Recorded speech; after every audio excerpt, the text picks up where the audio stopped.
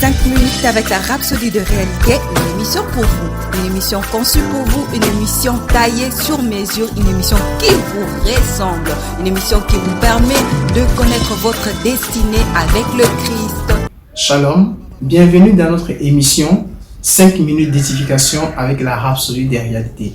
Aujourd'hui, mercredi 12, notre homme de Dieu, Pasteur Chris, nous parle d'un thème intitulé « Témoigner de sa bonté ».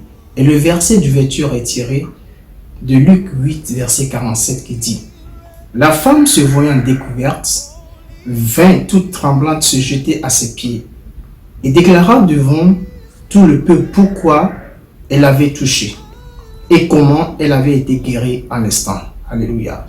Et le commentaire dit « Dieu veut toujours que nous témoignions de sa bonté.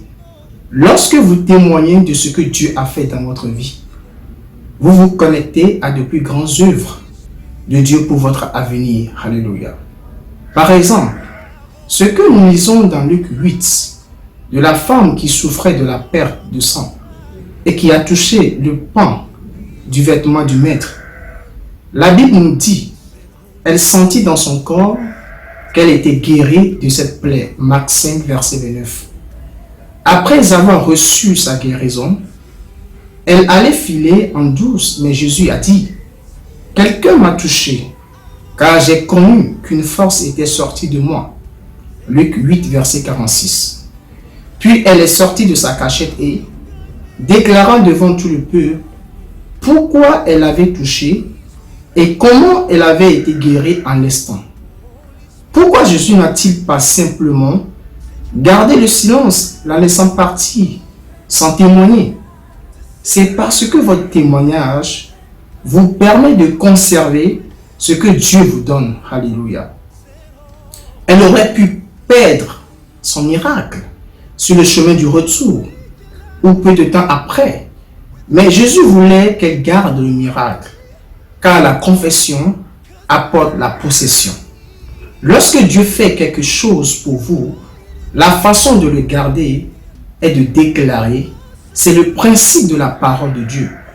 Nous voyons un autre exemple lorsque Jésus a guéri l'homme possédé par un démon de Gadara. La Bible dit, l'homme de qui les démons étaient sortis l'a supplié de l'accompagner. Luc 8, verset 38.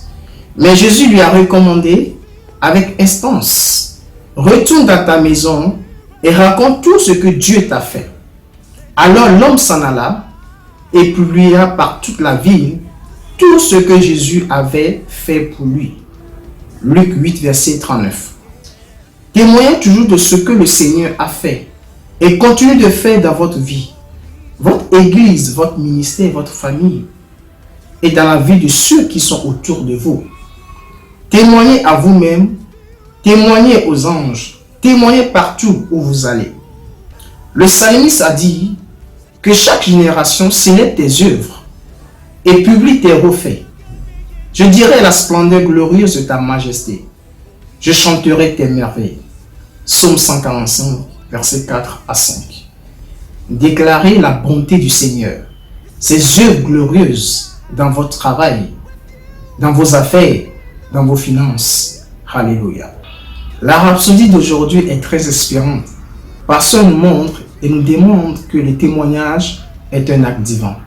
Le témoignage permet de garder le miracle. Nous allons prendre quelques secondes pour méditer sur cette parole. Alléluia.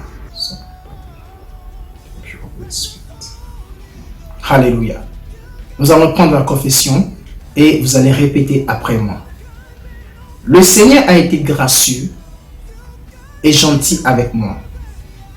Je parlerai de sa bonté et de ses œuvres miraculeuses et merveilleuses dans ma vie. Je témoigne de sa main puissante sur mon travail, mes affaires, mes finances et dans tous les domaines de ma vie. Je crierai au sommet de la montagne et je chanterai ses louanges partout où je vais, car le Seigneur est bon et je ne me tairai jamais à propos de cela. Alléluia. Les études approfondies se trouvent dans Daniel 4, versets 2 à 3, dans Psaume 22, verset 22, dans Psaume 71, verset 16 à 17. Demeurez bénis. Shalom. J'ai été béni par ce message. Nous vous invitons à faire de Jésus-Christ le Seigneur de votre vie en disant cette prière. Seigneur Jésus, viens dans mon cœur et deviens le Seigneur de ma vie. Je reçois la vie éternelle dans mon esprit. Et selon Romains 19, si tu confesses de ta bouche le Seigneur Jésus, et si tu crois dans ton cœur que Dieu l'a ressuscité de mort, tu seras sauvé. Je déclare que je suis sauvé, je suis né de nouveau, je suis un enfant de Dieu. Maintenant, j'écris ce qui demeure en moi.